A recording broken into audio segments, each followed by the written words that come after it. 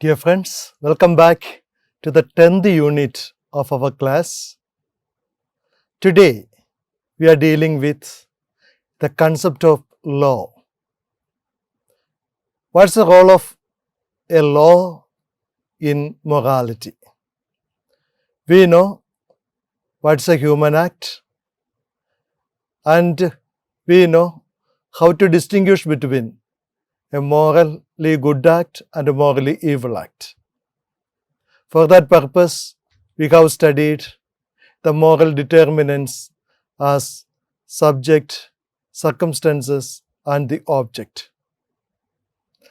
And when these circumstances, subject, and object are become good, a moral act become good, otherwise it will be evil.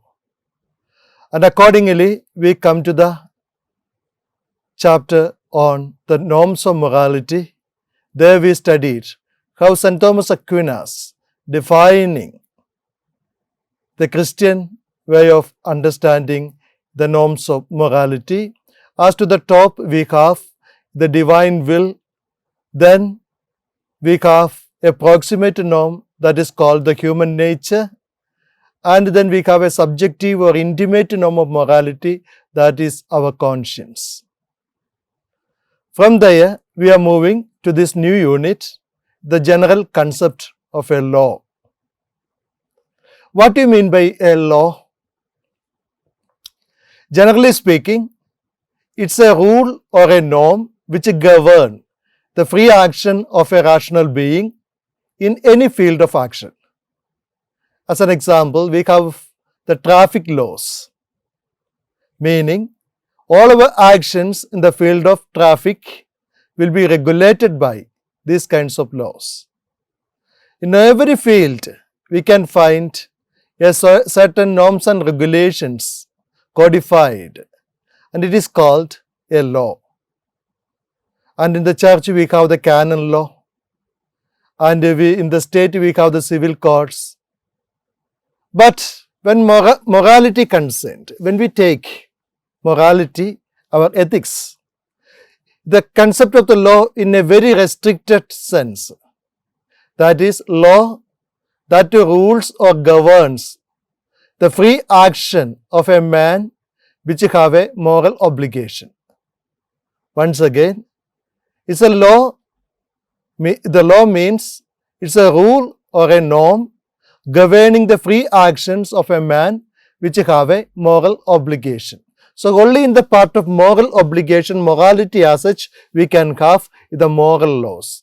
Otherwise, we have so many other laws that may not come under the category of moral laws. So here strictly we are speaking about moral laws. So let us proceed.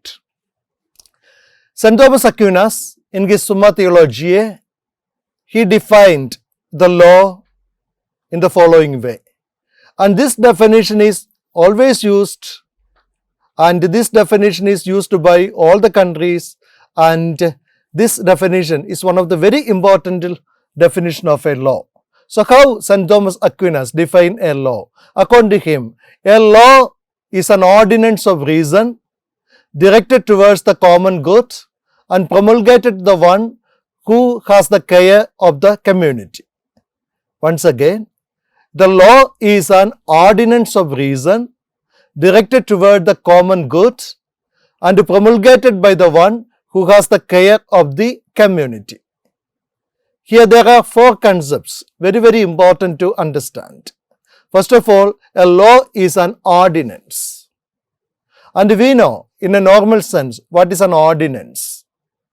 Now governments, they used to pronounce ordinances. And what's it actually? In a general sense, ordinance means whenever the assembly is the law-giving faculty of a government, the assembly is not in session, and there is an urgent need for a governmental action in particular field, then the executive will make an ordinance telling that till the assembly make it as a law, this ordinance will be in action. And in India, the duration of an ordinance is 6 months. After 6 months, the ordinance will be over. Then they have to re-enact the ordinance, or otherwise they have to pass it in the assembly and make it as a law. That is called an ordinance. So in the very meaning, ordinance means it's a command demanding a finite course of action from those to whom it is given. It's a command demanding a definite course of action from those whom it is given. So this is a command how a person have to move in this particular situation. So this is a command proposing a definite course of action, definite course. That means in this situation, everyone is supposed to go in this particular manner, not the other way. For example, we suppose there is an ordinance for this COVID lockdown. So there are certain regulations. Keep the distance, or such and such day are lockdown days, such and such day your travel is restricted, your coming out of your home is restricted. So you have to behave in this particular manner. This can be considered as an ordinance. That means just demanding a definite course of action from those whom this ordinance is given. So first thing, a law must be an ordinance means the law should tell us how we have to behave in this particular situation. Then what kind of ordinance? It is an ordinance of reason. That is also very important. A law is an ordinance of reason means two things are there. First of all, ordinance of reason means only the rational people having the obligation to obey this ordinance. A law is directed always towards the rational people. That means human people. No other law will be there. Then you may ask, what about animal laws? Actually, animal laws are not given for the animals, but for the human persons, how to treat the animal. So any law that must be given to people, those who have the use of reason. That is why the ordinance must be an ordinance of reason. Then the second part of this reason is this: only rational things must be there in an ordinance. The government cannot propose an irrational way of thinking, irrational way of doing in a particular situation, and it will not come under the concept of a law. Therefore, the first point is this: a law must be an ordinance of reason. Second, for what purpose? It is directed towards the common good. That's the second part of the definition. Law is an ordinance of reason directed toward the common good. That means the purpose of a law should not be of any personal interest, of interest of a group, but every law must be directed towards public welfare. The common good, not the individual good or the good of certain groups of people. There cannot be any law at all. Only this means a law means should cover everybody. That is why it is for the common good. So that's a aim of a law. Then next point, it must be promulgated. What do you mean by promulgation? Publicly it must be announced. No legislatures can make a law and keep it secret and just telling that there is a law and you are supposed to obey it. No. Only when it is being publicly announced, then only the law will be in action. That is why every law must be promulgated. And promulgated by whom? The authority which is concerned with it. That means in India, for example, it is not the Parliament who are the authority to promulgate a law, but it is the President of India. And in the states, it is not the state assemblies promulgating the law. No, it should be the governor. That means they are the executive. So only the executive is having the power to promulgate a law, and it must be promulgated publicly, then only the law in a genuine sense. So therefore, let us conclude the definition of law like this. A law is an ordinance of reason directed toward the common good and promulgated by the one who has the care of the community. So it is for the common good, and it should be an ordinance of reason, and it must be promulgated by the one who is in the authority of the society, authority of the country, and its purpose must be of common good. And this thing very, very important, from the law-making body, that means one who is making the law, maybe the assembly or maybe the parliament or maybe any private institution for the law of that institution. Three things a must. First of all, knowledge. Second, the will to impose obedience from the subject and the manifestation of that will. First thing, knowledge about what is this law. Second, a will to impose obedience from the subject. And third, the manifestation of that will. Meaning, when a law-making body is making a law, they should know every nooks and corner of this law.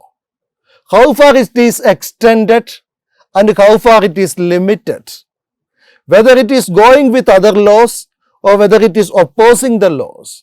And they cannot say that we make a law and we don't know what's the meaning of it. No.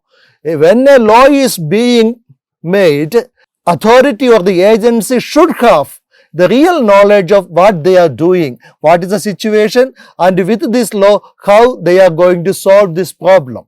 So the knowledge is a must from the part of the legislature, the people making a law. That is why before making a law, it will be discussed in the assembly or the parliament, then voting for it. All these things are there because they should know, everybody should know what is it. Then second, the legislature should have the will to impose obedience from the subject.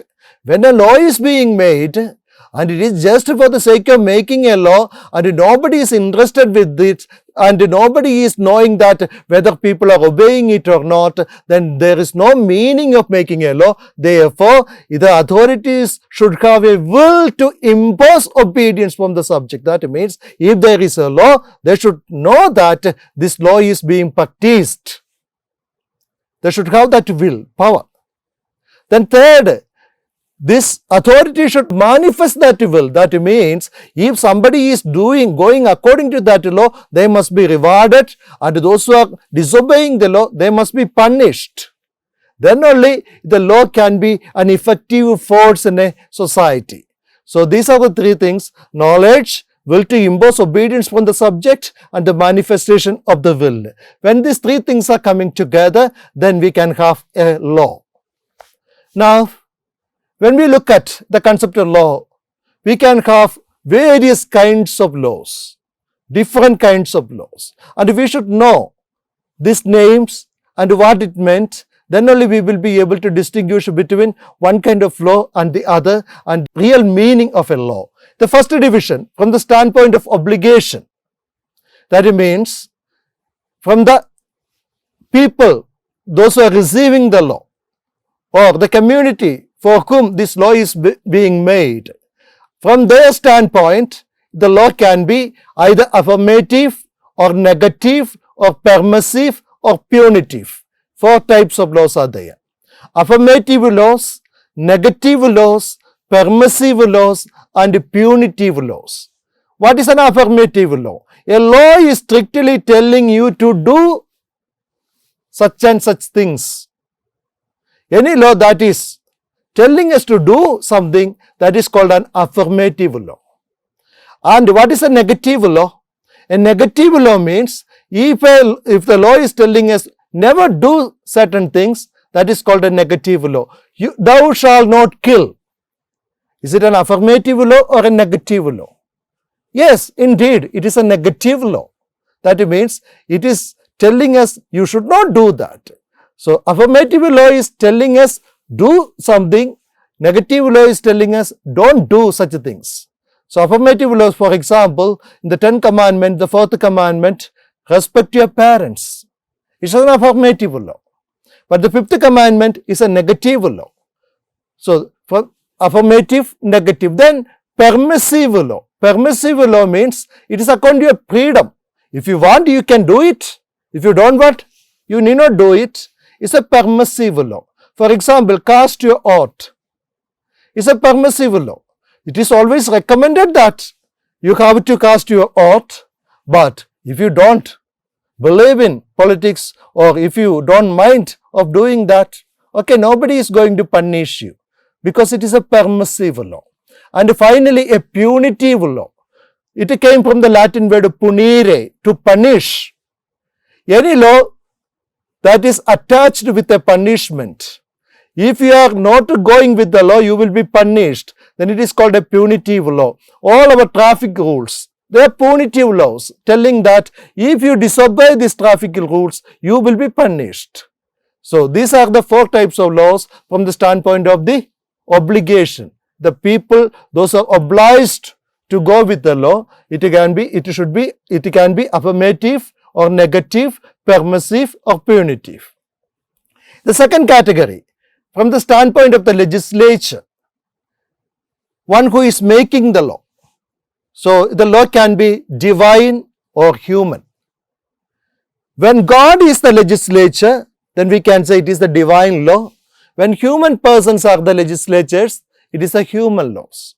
We have the example, human laws. All what we have, the codified laws in this world, they are all human laws. But there are divine laws. For example, love your God and love your neighbor. It's a divine law. It's not a human law. It is not any human person wrote down and telling that, okay, you have to, today onwards, you have to love your God and to love your neighbor. No, it's a divine law. So if it is given by divine powers, God, then it is called a divine law. If it is by any human persons or human authority, then it is a human law. That's the second division. Then the third division, from the standpoint of promulgation, how it is announced publicly. We distinguish between natural laws and positive laws. Natural law means it is not of human origin and therefore no human authority is needed to promulgate it. But it is by nature it is being promulgated. It is very visible in the world. Such things are called the natural laws. On the other hand, a positive law means, remember, always people confuse a positive law. Any man-made law is called positive law. Any man-made and man-made law and promulgated by a human authority, such laws are called positive laws. Others are called natural law. So from the standpoint of the promulgation, a law can be natural and a law can be a positive law. And finally, from the standpoint of the duration of the law either can be eternal or temporal. Any human law is temporal, only for the time being. For the sake of something, we enact a law, that situation is over, that law is over. But there are certain laws, they are eternal. Eternal means it will go on till the end. Such laws are called eternal. All the divine laws are called eternal laws and all the human laws are called temporal laws. So these are the divisions. These are the division of a law. That means we know now from the obligation part, affirmative, negative, permissive and punitive. From the standpoint of the legislature, it can be divine and human.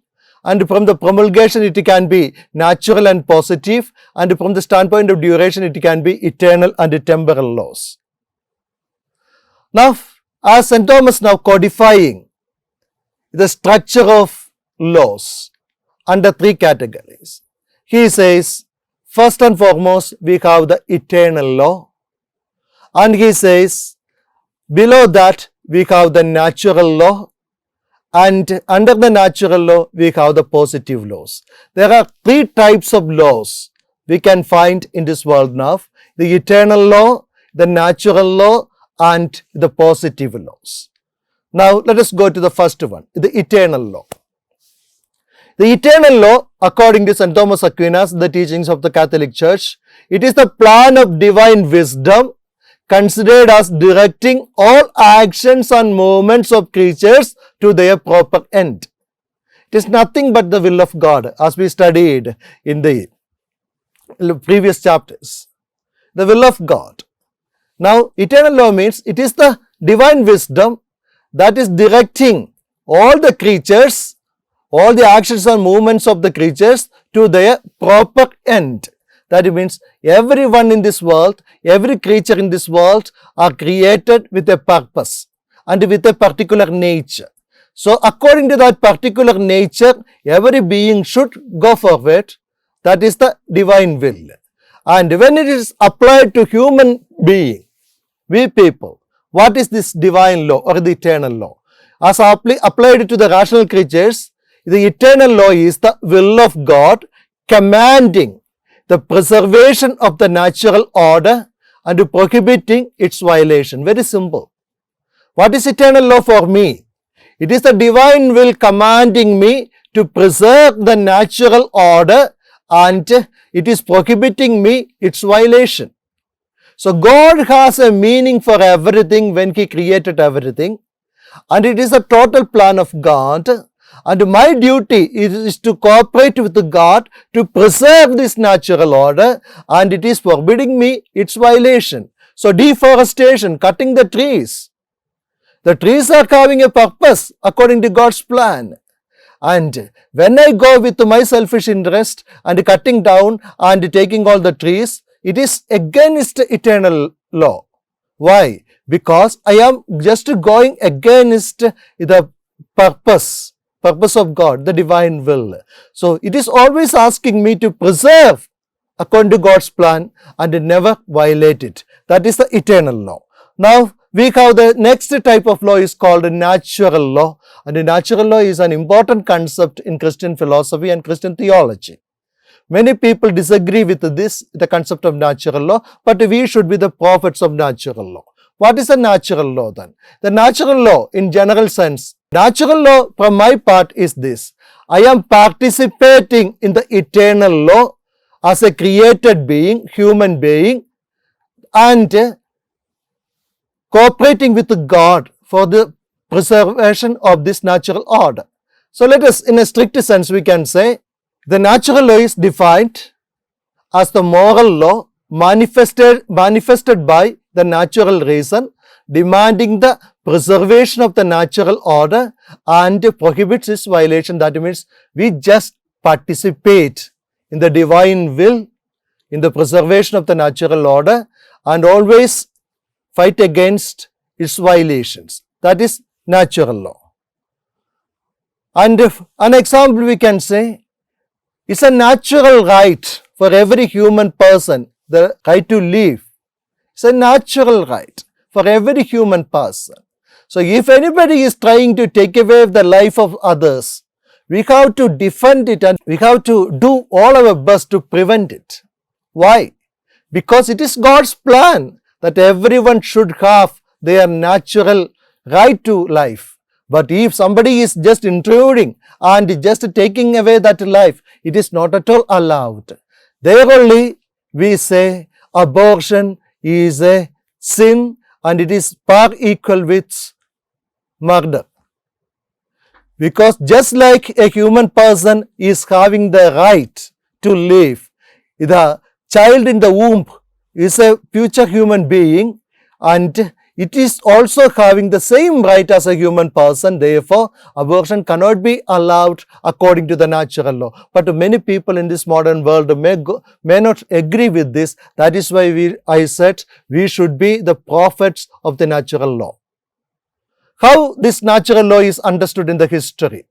It is a very long history regarding the natural law. And it is not something just emerged from the Catholic Church. No. From the ancient world onwards, people have the concept of the natural law, especially the Greeks. They were the first people developed the philosophy of natural law. And among those who discussed the problem were, we know Heraclitus, the sophist, Epicurus, Socrates, Plato, Aristotle, skeptics and Stoics. All these people were dealing with the natural law. But there existed a little bit of difference between the understanding of what is natural law. According to the sophist, they believed that natural law means it is based on the authority or the will. And you have studied Thrasymachus, one of the sophists. And he says it is the will of the authority, the government, the king. That should be the natural law. So always obedient to the will of the authority, and that is the natural law for us. But Socrates, Plato, and Aristotle and the Stoics, natural law means it is something based on reason and truth. A natural law means something based on reason and truth. And it is not the will of the authority to dictate us how we have to move, but by our nature we have the use of reason, and that is called the natural law. But for Epicureans and skeptics, they are denying this very concept of natural law, and they say every law is just conventions or pacts, and they believe only the positive laws, human-made, man-made laws, and they deny the very concept of natural law.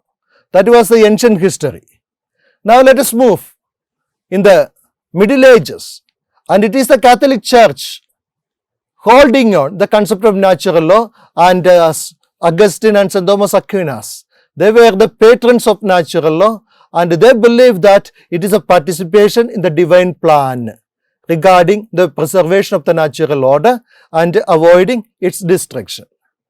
When we move to the modern world, modern period, and again there were two groups of people. So they strictly going away from the Catholic way of teaching and their rationalism and empiricism. Accordingly, the new concept of social contract theories, there they speak about natural law means the pre-state of nature. Pre-state of nature, that means before the establishment of any society, man were there, and there people one another making contract with one another, and that contract is called natural law. For example, Thomas Hobbes and John Locke, Kant, all these people are speaking about natural law as a pre-state of affairs. Before the formation of any human society as such, people were engaging with contract with one another for their survival, and that is called the natural law. But then we have David Hume and others. They said it is nothing called a natural law as such. Law means something people make for the particular need. Only human laws or the positive laws exist and no natural law. So this is a short history of how natural law is being understood in the society. But Catholic Church believed in the existence of natural law, because as human persons, we have the rational capacity to decide between what is good and what is evil. And it is not related with any man-made law. And many a times, the man-made laws oppose the natural laws. Therefore, there is natural law, and when there is a conflict between natural law and positive law, that means a man-made law, always the natural law is having the precedence. Now let us see what is the content of natural law. This is also a questionable thing by many other philosophers, and according to the Christian philosophy or the Thomistic philosophy, there are three classes of precepts are contained in the natural law. The main accusation against natural law is this: it is just an empty shell. We always speak about natural law, but when we ask, okay, tell me what is it and what it contains, many a times we may not be able to explain it. That is why they call it an empty shell, and it is just a waste of time discussing about natural law. But when we understand fully the concept of natural law, then we can say it is not an empty shell, but it is with the full content. And Thomas Aquinas gives us these three classes of precepts in a natural law. The first class, that includes the most general precept. The basic content of the natural law is the most general precept or the law. What's the meaning of most general precept? That means that is the foundational law. And that law can be applied in all human moral situations without any exception. And everything further are coming from this basic law. And this norm is also called the first principle of practical reason. We know there are two types of philosophy, practical philosophy and systematic philosophy. Systematic philosophy always working with the two principles, the principle of non-contradiction. The principle of non-contradiction, the systematic the philosophy when we look at the principle of identity and the principle of non-contradiction. That's a basic principle. That means only with that knowledge is possible. But coming to the practical philosophy, the basic content, the basic principle is called the most general precept, and that is nothing but this: good must be done and evil must be avoided. That's the basic of every moral thinking. Good must be done and evil must be avoided. And it is not something of man-made, but it is deriving from the rational nature of a human person. It's a reasonable understanding of looking at morality. Good must be done and evil must be avoided. So St. Thomas Aquinas is telling the basic concept, the prime precept of a natural law is this: the most general principle that is applicable to every human situation, that is, good must be done and evil must be avoided. And from there we have the second class of principles. That means when this basic principle is applied to the basic human relations, this general principle, good must be done and evil must be avoided, when it is applied to the basic human relations, we have the second class of categories of natural law. And the best example for this is the Ten Commandments. And actually, what is the Ten Commandments? It is nothing but this basic law, good must be done and evil must be avoided, is applying in our basic relations. We have three basic relations according to our nature. We have said what is a human nature. We said first of all, man is a rational animal, man is a social animal, man is a creature of God, created by God. And accordingly, I have three basic relations: to God, to society, and to the world, and to myself. And actually, what is this Ten Commandments? Just directing me how should I behave in my relationship with God, the first three commandments, and to the society, my parents, others, etc., the other commandments, and to myself, and to the world. So these is these 10 commandments are the basic application of this precept. Good must be done and evil must be avoided into my basic relations. That's the second content of natural law. And the third content, third class is the particular application of these principles into everyday human situations. The particular application of these principles into everyday human situations. I am living right now and taking class. So in this situation, what I have to do and what I should not do. There are certain principles are there. That means I am just applying the general principle, good must be done and evil must be avoided, into this particular situation of mine and the totality of my life, what should I have to do and what I should not do. All such things are included in the third class of principles. That means the first one, general principle. Second is the application of the general principle into basic human relations. And the third, in application in a particular way of application. So any human man-made laws are nothing but this particular aspect, the third class. For example, canon law. Canon law is a man-made law. But what it tells, how this basic principle, good must be done and evil must be avoided in the particular life of the church. Or we have the traffic laws. Or we have the other legislatures, the laws. Everything telling us such and such particular situations, how a person should behave and how that person should not behave. So these three are the content of natural law. That means the first class, the second class and the third class. And I said, what is the relation between a natural law and a positive law? A positive law is always depending on the natural law. What's the difference between these two? Natural law is having a natural promulgation. By the very nature it is being promulgated. A positive law means man-made law and promulgated by a human person. So every man-made law, human laws, it should be based on the natural law.